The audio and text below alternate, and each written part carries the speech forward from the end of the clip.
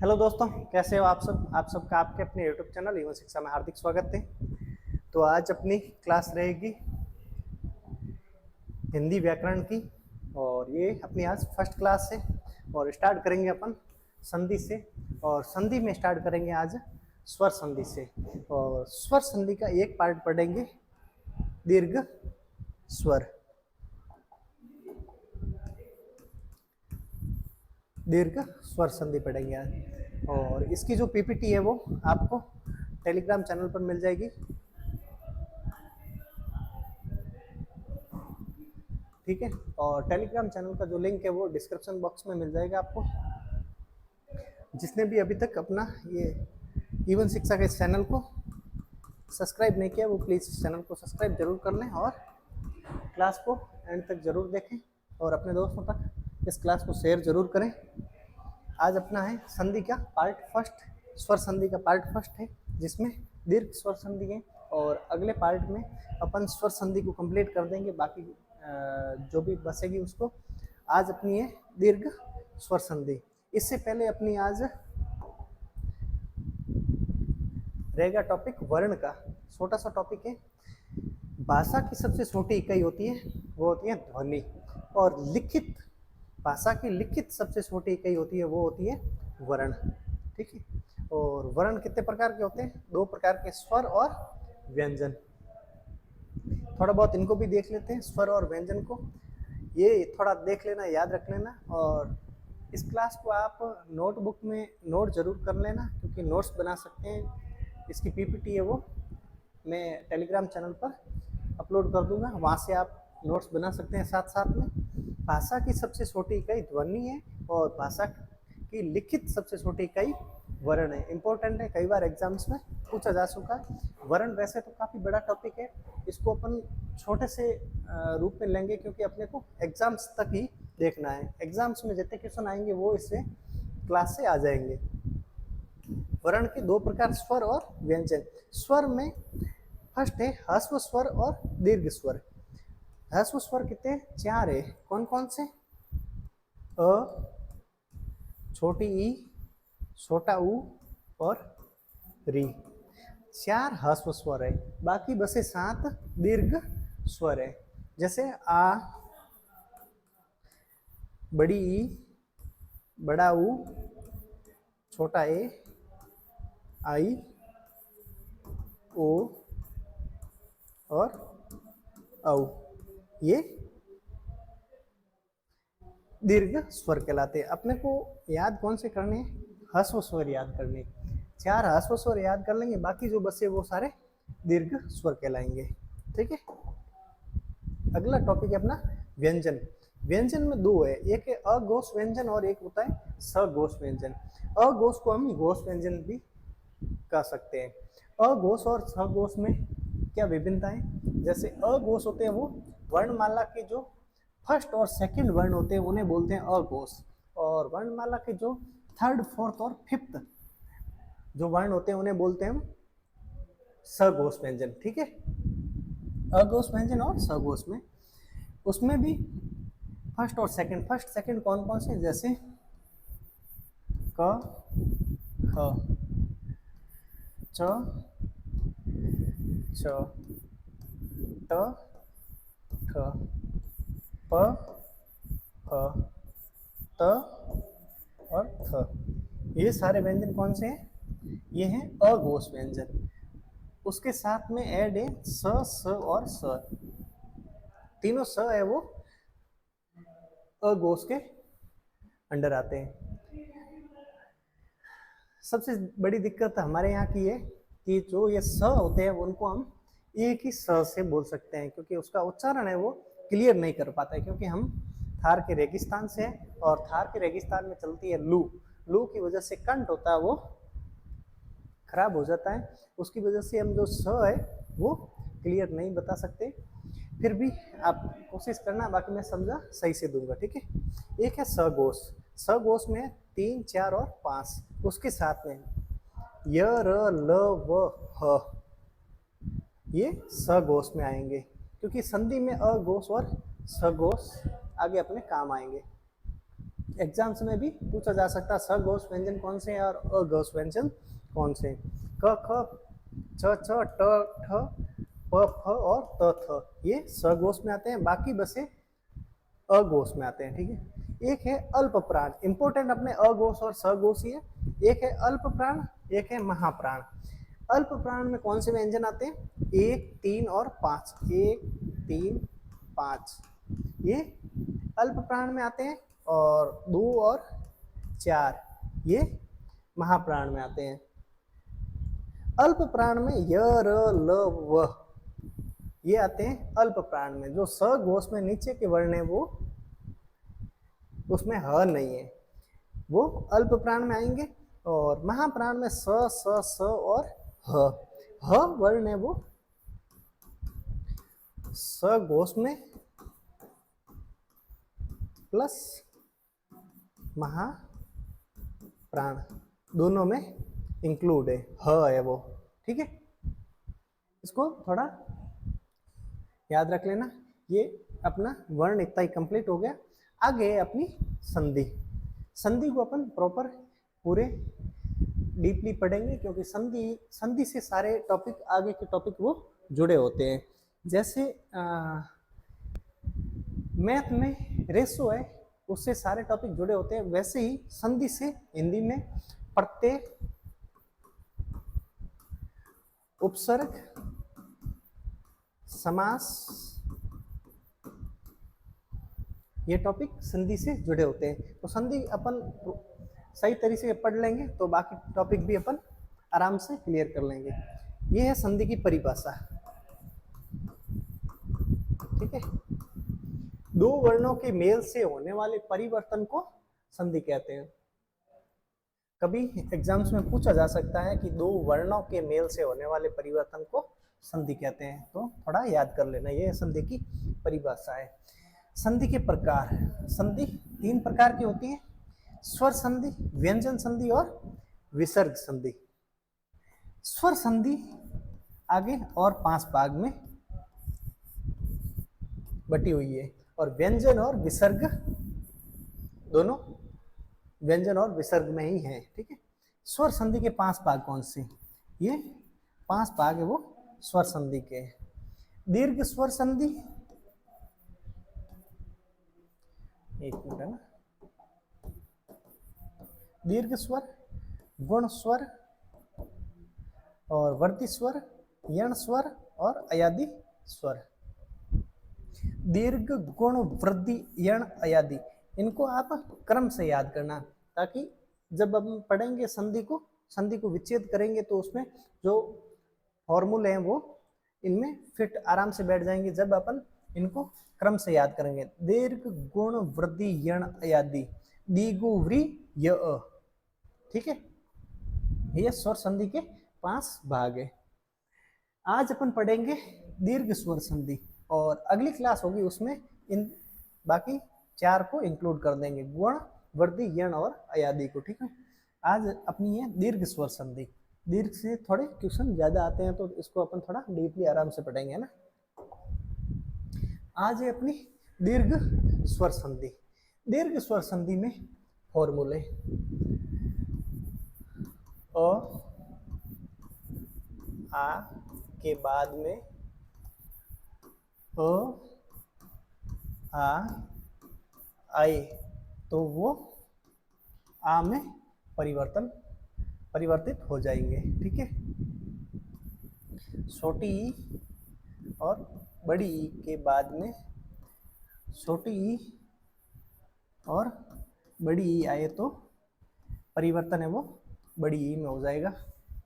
आगे छोटा ऊ, बड़े ऊ के बाद में छोटा ऊ और बड़ा ऊ आए तो वो बड़े ऊ के रूप में परिवर्तित हो जाए।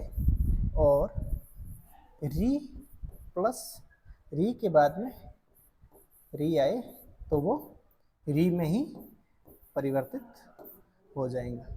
ठीक है,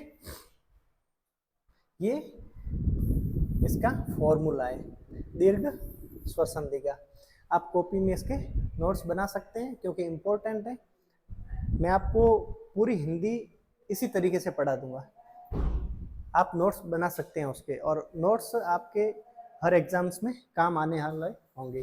कोई भी एग्जाम्स में जो पढ़ाऊंगा उससे बाहर क्वेश्चन बहुत कम जाएगा फॉर्मूले के अकॉर्डिंग। जैसे इसके जो जैसे उदाहरण है वो चेंज हो सकते हैं, लेकिन फॉर्मूला तो सेम रहेगा। जैसे आ के बाद में आ आए तो आ होगा, और ई के बाद में ई और ई आए तो बड़ी ई होगी, और ऊ और बड़े ऊ के बाद में ऊ और बड़ा ऊ आए तो ऊ होगा, और री के बाद में री आए तो री का री ही रहेगा। ठीक है, ये इनके फॉर्मूला है। ठीक है, इसको आप थोड़ा नोट जरूर कर लेना, और इसकी पीपीटी मैं वो टेलीग्राम पे दे दूंगा, तो वहां से आप इसको जरूर नोट कर लेना। अब इसके अपन देखेंगे एग्जाम्पल। जैसे आ कहाँ पर आने चाहिए, और ऊ और आगे वाले आ कहाँ पे आने चाहिए। जैसे कोई शब्द है, आपको बता दूं मैं, विद्यालय।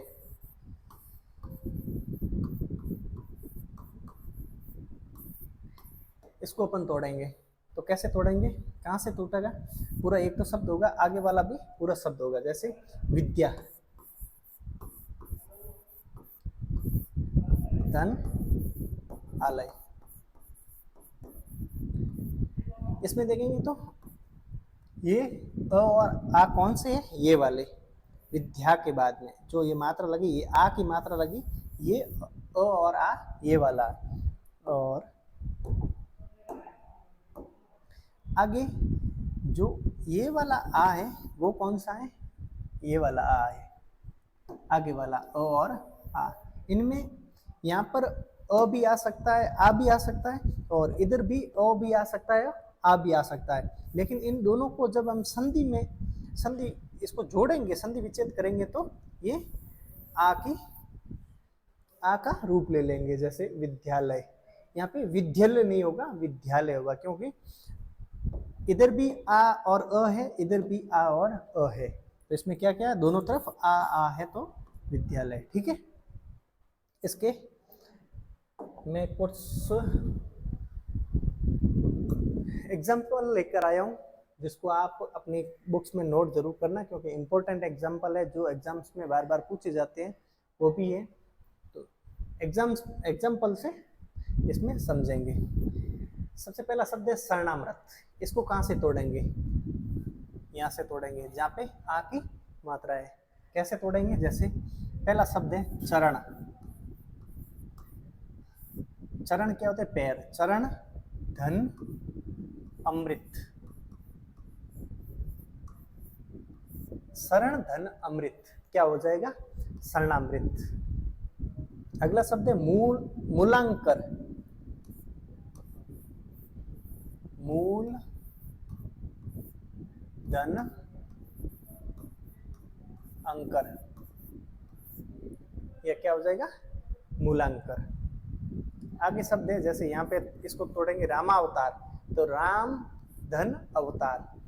ऐसे इसमें मूल शब्द होना चाहिए। जैसे इसमें चरण मूल है, इसमें मूल खुद ये, आगे भी अमृत है, अंकर है। ठीक है, राम, धन, अवतार क्या हो जाएगा, रामा अवतार। आगे है देहांत। इसको कहां से तोड़ेंगे अपन, हा और आ के रूप में तोड़ेंगे। जैसे देह, धन, अंत, देहांत। इसको थोड़ा छोटा कर लेते हैं। ठीक है, आगे है पीताम्बर। आगे अपना शब्द है पीताम्बर।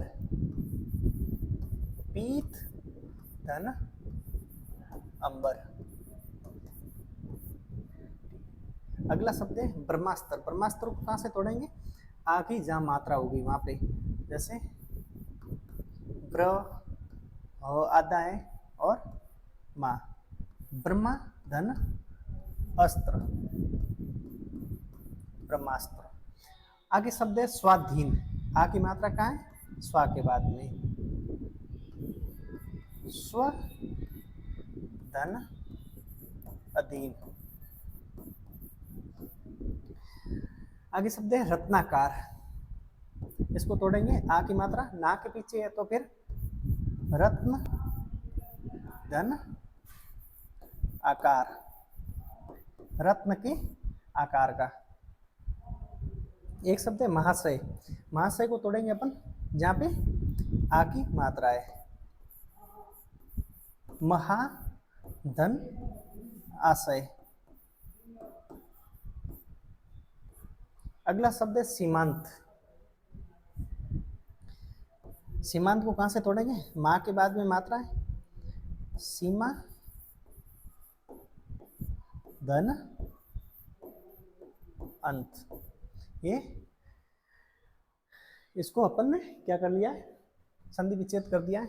इन शब्दों को अपन आगे वाले को विच्छेद जोड़ के संधि बनाएंगे। कैसे, वीर धन अंगना, क्या हो जाएगा, वीरांगना। किसमें, इसमें भी र में, र हमेशा जैसे वर्ण होते हैं वो पूरे नहीं होते हैं, आधे होते हैं। र में क्या है, अ। इस र में क्या है, अ, और आगे भी क्या है, अ। अ धन अ बराबर आ हो जाएगा। ठीक है, तो क्या हो जाएगा, वीरांगना। सत धन अब्दी, क्या हो जाएगा, शताब्दी। दिव्य धन अस्त्र, दिव्यास्त्र। आगे शब्द है पर धन अधीन, दूसरों के अधीन, पराधीन। पर का मतलब दूसरों, अधीन का मतलब जिसके अधीन हो, पराधीन। गज धन आनंद, गज धन आनंद क्या हो जाएगा, सॉरी गजानन हो जाएगा ना।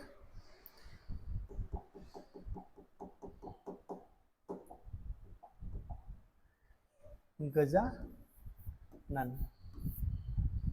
आगे शब्द है घन धन आनंद, क्या हो जाएगा, घना नंद। ठीक है, एक शब्द है परम धन आत्मा, तो इसका हो जाएगा अपना परमात्मा,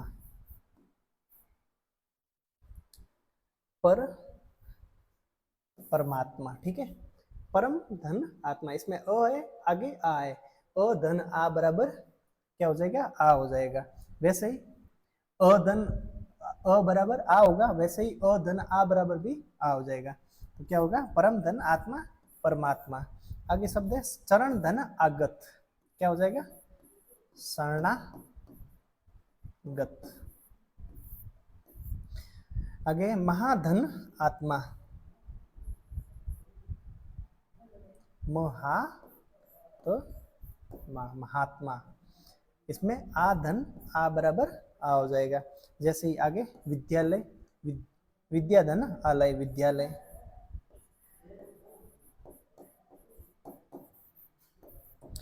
और लास्ट शब्द है अधिक धन अधिक, इसमें क है, क के साथ में अ इंक्लूड है, और आगे का शब्द है वो है अ, तो अपना हो जाएगा अधिक का दिक। ठीक है, ये हो गया अपना दीर्घ स्वर का अ धन अ आ धन अ आ बराबर आ वाला फॉर्मूला। इसके आगे अपन देखेंगे ई धन ई, छोटी ई और बड़ी ई धन छोटी ई, बड़ी ई बराबर बड़ी ई हो जाएगा, ये वाला फॉर्मूला। इसमें तो अपने को सबसे पहले तो जो मैंने ये सारणी दी है, ये शब्द आपको याद करने पड़ेंगे, रटने पड़ेंगे, क्योंकि ये इंपॉर्टेंट शब्द है जो जोड़ के बाद में लगने वाले। इसमें क्या कि छोटी ई किस में मात्रा लगेगी और बड़ी ई किस में लगेगी, ये भी देखना होगा। जैसे इसमें छोटी ई की जो शब्द है वो है इंद्र, इत, इव, इन, इति, इच्छा, इष्ट। और बड़ी ई में इक्सा, इक्सक, इक्सण, ईस, ईश्वर और इप्सा। ये शब्द हैं वो थोड़े इंपॉर्टेंट है, तो एक बार रख लेना इनको। पीपीटी में आपको ये वाले शब्द मिल जाएंगे। इसको थोड़ा मैं क्लियर कर देता हूँ वापस, ठीक है। अब जो अपने एग्जाम्पल है इनको सॉल्व करते हैं। शब्द है कविंद्र। कौन सी? ई की, बड़ी ई की मात्रा इसमें कहाँ पे है? वी के ऊपर है। तो अपन शब्द को यहाँ से तोड़ेंगे। कैसे? मूल शब्द हो जाएगा, वो हो जाएगा कवि। और आगे इंद्र में कौन सी मात्रा लगेगी? ये यहाँ से देख सकते हैं अपन, ये इंद्र में छोटी मात्रा है, तो क्या होगा? इंद्र। ई कौन सा होगा? छोटा ई होगा, तो ये हो जाएगा कवि धन इंद्र। वैसे अगला शब्द है अतियु। अति, अति में छोटी ई की मात्रा, धन यू। यू इसमें देखेंगे तो यहाँ पे छोटा ई है, तो इसमें भी कौन सा होगा? छोटा ई होगा। ये इंपॉर्टेंट शब्द है जो आप पहले जरूर याद कर लेना इनको। उसके बाद में ही जो एग्जाम्पल है, कोई भी एग्जाम्पल देखना, सब लगभग 99% आपको ये वाले शब्द मिलेंगे इसमें, ठीक है। अगला शब्द है मुनिंदर। एक बड़ी की मात्रा नी के ऊपर है, तो मुनि धन इंद्र। रविंद्र, रवि धन इंद्र, ठीक है। अगला शब्द है हरि इच्छा। हरि इच्छा, तो इसमें अपना शब्द है, उसमें थोड़ी गलती है, री की मात्रा वो बड़ी होगी। और इधर हरि धन इच्छा, जैसे ये इच्छा शब्द है वो देख लो आप कहाँ पे, यहाँ पे पड़ा हुआ है, ठीक है।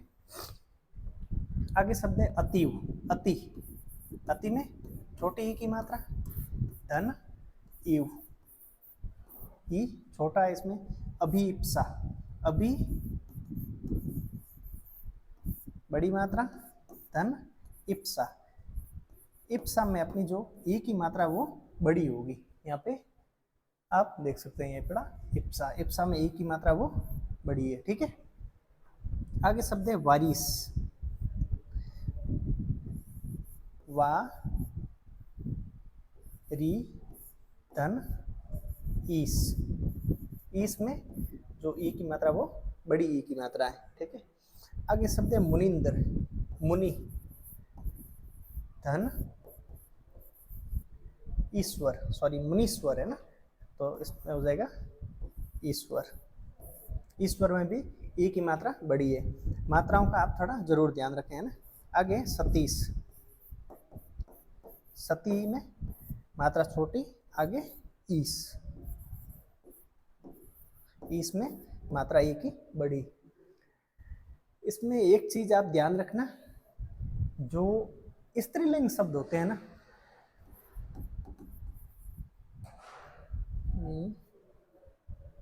यहाँ पे लिख देता हूँ ना,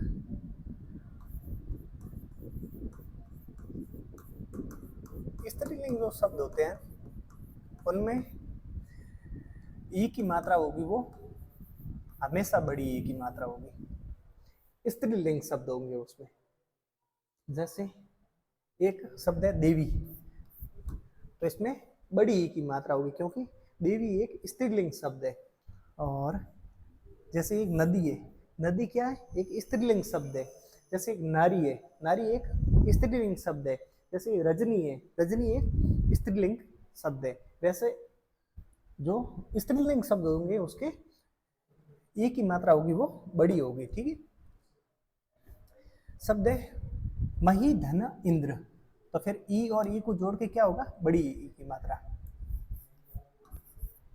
मही, मही एक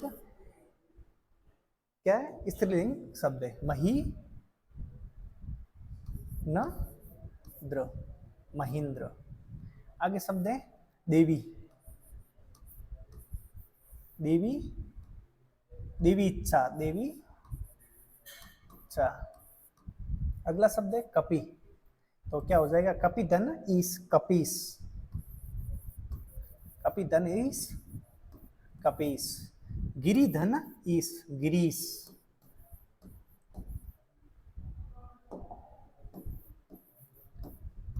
सब में मात्रा बड़ी होगी पीछे। कवि धन ईश, कवीस।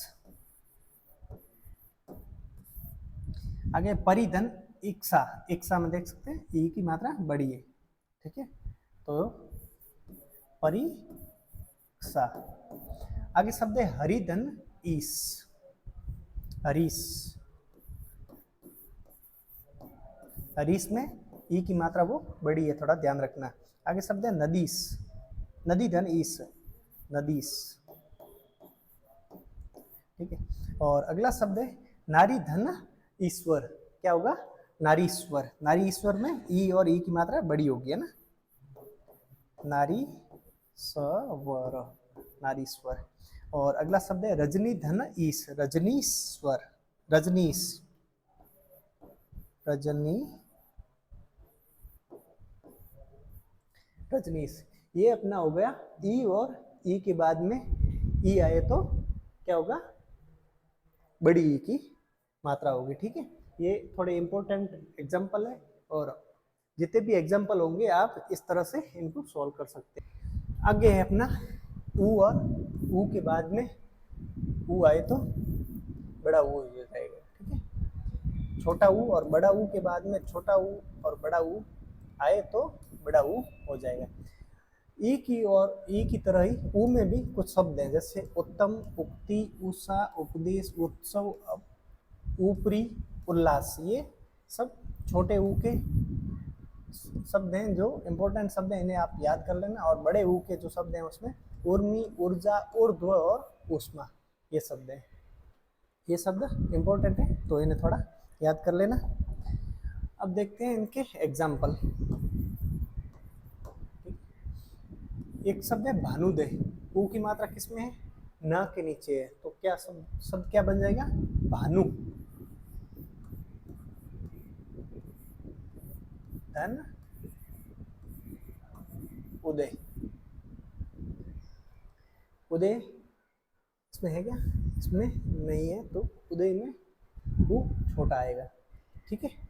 आगे अपना शब्द कटुक्ति, कटु, ऊ की मात्रा किसमें, ट के नीचे है, तो अपना शब्द हो जाएगा कटु। ऊ की मात्रा छोटी, और उक्ति, उक्ति में ऊ की मात्रा जो ऊ होगा वो छोटा होगा, ठीक है। अगला शब्द है अपना साधु उपदेश, ऊ की मात्रा द पे है, तो इसको तोड़ेंगे, साधु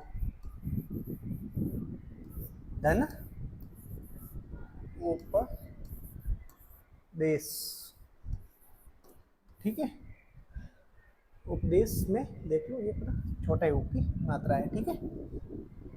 एक है गुरु उपदेश, र के बाद में जैसे ये रू है तो ये बड़ा रू होगा, जिसमें पूरी जो ये गांठ बनती है उसमें वो बड़ा रू होगा, और छोटे रू के अंदर सीधी टच होगी ऐसे, तो ये छोटा रू होगा। इसमें थोड़ा रू में ध्यान रखना।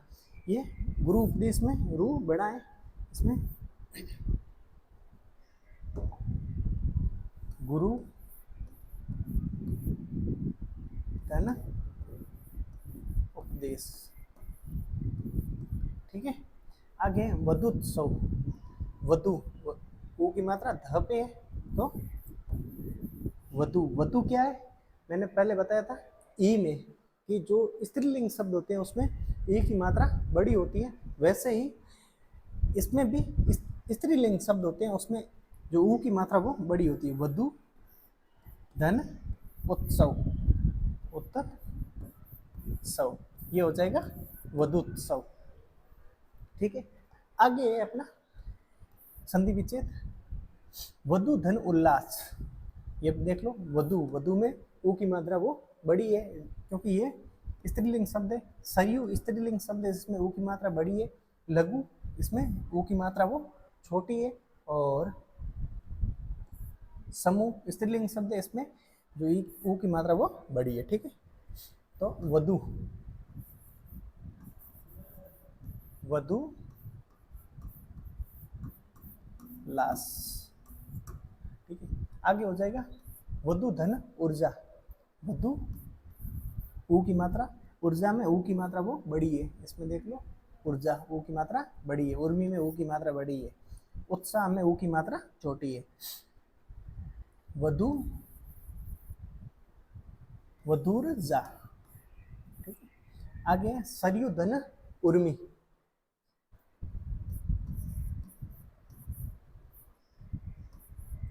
सरयू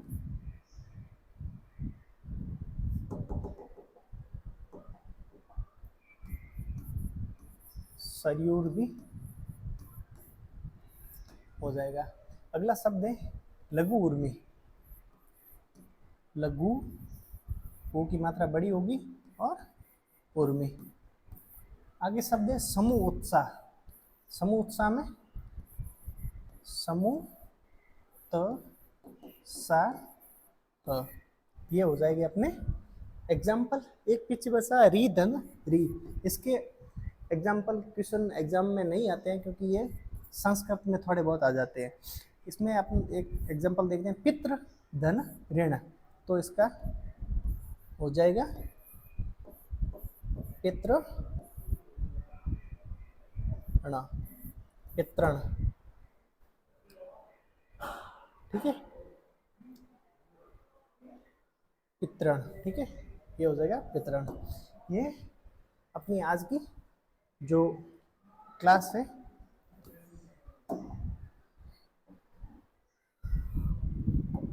वो संधि पर थी, और बीच में लाइट चली गई तो थोड़ी प्रॉब्लम आ गई, तो वो पीपीटी वापस लेके आए तो थोड़ा चेंजेस हो गया।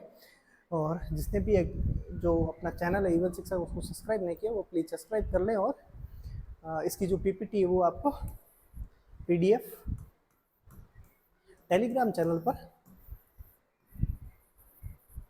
मिल जाएगी। ठीक है, okay, thank you, have a nice day.